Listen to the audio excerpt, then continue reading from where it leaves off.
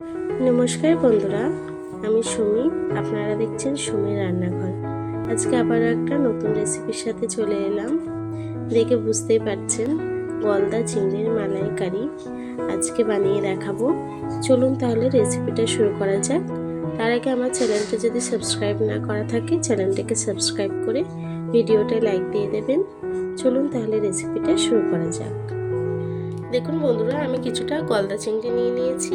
এখন আমি এই চিংড়ি মাছ দিয়ে মালাইকারি করে দেখাবো। মাছটাকে রেডি করব। আমি মাছটাকে সুন্দর করে ধুয়ে নিয়েছি কেটে। আমি কিছুটা স্টিক নিয়ে নিয়েছি। স্টিকগুলো মাছের মধ্যে দিয়ে মাছের মধ্যে স্টিকগুলো ঢুকিয়ে নেব। এভাবেই সব মাছগুলোকে আমি রেডি করব। প্রতিটা মাছে আমি স্টিকগুলো ঢুকিয়ে নেব। এতে মাছগুলো ভাজলে কিন্তু ছোট হয়ে আসে না। এভাবে স্টিক ঢুকিয়ে রান্না করলে কিন্তু তরকারিটা দেখতেও ভালো হয়, মাছগুলো দেখতেও ভালো লাগে, আর খেতেও কিন্তু একদম অনুষ্ঠান বাড়ির মতনই হয়। আমি প্রতিটা মাছে স্টিকগুলো ঢুকিয়ে নেব। দেখুন বন্ধুরা, আমার প্রতিটা মাছে কিন্তু স্টিকগুলো পরানো হয়ে গেছে। চলুন তাহলে রান্নার দিকে চলে যাই। রান্নাটা করার জন্য আমি একটা কড়া বসিয়ে নিয়েছি। কড়াইটা গরম হয়ে গেছে। আমি সরষের তেল দিয়ে দেবো। রান্নাটা কিন্তু সরষের তেলেই করব।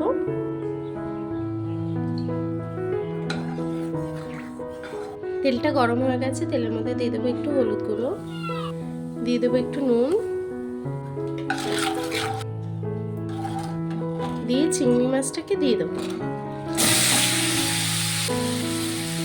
চিংড়ি মাছটাকে একটু ভেজে নেব। আমি চিংড়ি মাছগুলোকে সুন্দর করে ভেজে নেব একটু করে। দেখুন বন্ধুরা, আমার মাছটা কিন্তু ভাজা হয়ে গেছে। আমি হালকা করে ভেজে নিয়েছি।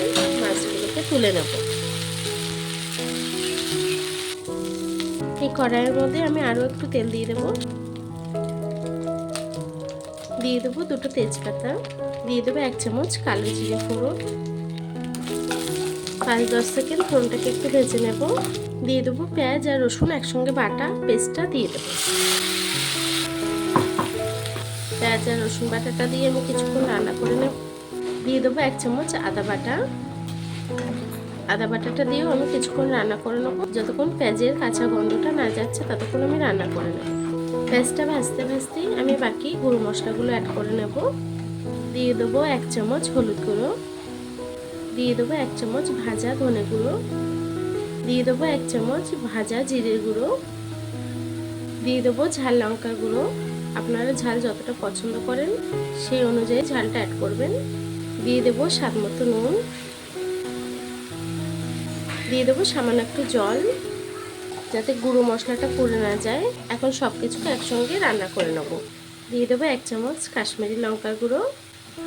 সব কিছু দিয়ে মশলাটাকে সুন্দর করে কষিয়ে নেব। মশলাটা কষাতে কষাতে দিয়ে দেবো সামান্য একটু চিনি।